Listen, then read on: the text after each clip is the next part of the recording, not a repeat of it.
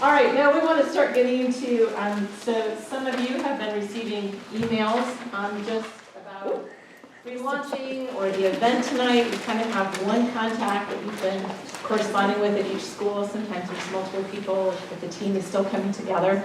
We want to start getting information to you about how do you start getting other resources about Rise Up and how do I start getting, so my team can start getting emails. And so we're just going to cover that briefly. And there'll be IT training later as we get into some of the other things. But the first thing we'll talk about is on the Rise Up website, down at the very bottom corner, I know this slide is fuzzy, but at the very bottom left corner of the Rise Up for Christ website is a leadership login. So for those of you who've been leaders before, you know that's where you go to get curriculum, and that's still going to be true. But for those of you who are not aware of that resource page, the password there is, and it's also in your materials here, is !leader, ! Okay, and so a lot of the information that's on there is still kind of a work in process as far as if you go out and you say, oh, there's a Rise Up directory. Well, the Rise Up directory is still being created because we don't know what schools are going to be launching and those different types of things. Okay, so for probably the next 6 weeks, that'll be a little bit in transition, but those links are out there. We also have a Facebook leader forum, and so when you go through the process of registering as a volunteer, there's a link on there that will show you how you can sign up to request authorization to be on the leadership forum. And I know leaders post stuff. Honestly, that Facebook page has kind of sat silent for a while, and so I know Facebook algorithms, even as you post things, that might not come up on people's feeds right away. So it's going to take a little time for that to gain momentum to be right there in the top. But if anybody's like me, Facebook is just like a big black hole for me, so I don't go out there very often.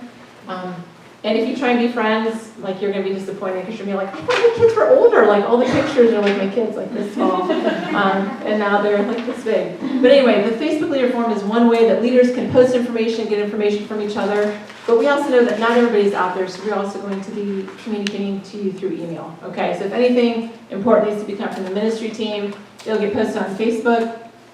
There's also leadership emails. When you sign up as a volunteer, I'm referencing that a lot, but there's one of the questions that we ask people when they sign up as a volunteer is, are you involved in helping plan your chapters and meetings?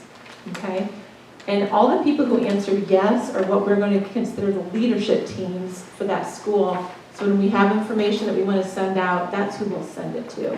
So for right now, everything's been going to Emily Lovelace, but as your team starts to sign up as volunteers, we'll start to build and send emails out to those people. Does that make sense? Okay. We'll also talk about every school has a generic email address. Murdoch at riseupforchrist.com, Trick at riseupforchrist.com. That is the email address that is communicated to parents.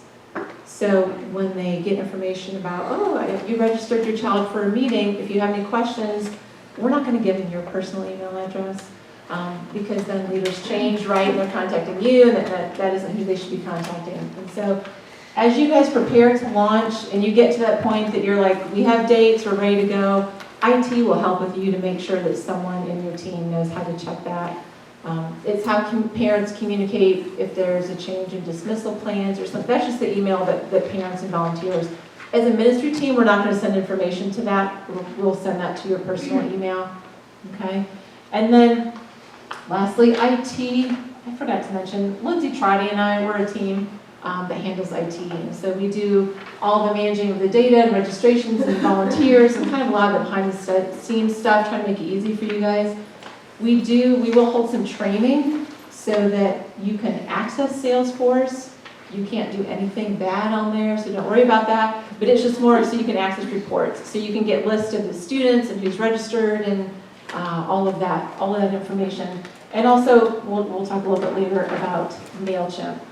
If anybody is just so excited to jump into IT stuff, if that really is your thing, out on the Leader Forum that we talked about, that you can get to through this page, is a technology handbook. And it has all the information about how you can get signed into Salesforce, but we don't expect you to sit and study that.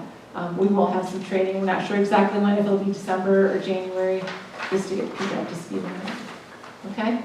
Any questions about information or how to access that? All right. So Vanji, yes. Well, what is Salesforce? Like for those who don't know what that is. That's a good. Salesforce is our customer management system that houses all of our data, all of our students, past, current, volunteers. When background checks get done, it's basically just, it's a database. Pardon me? Database. It's a database. It's trying not to be like, I'm a self-declared counselor. I like getting in there and creating forms and all that kind of stuff, but it has, yeah, all the history of that, so thanks. But that, yeah, that's where you'll go and get information about who's registered and all that. Any other questions?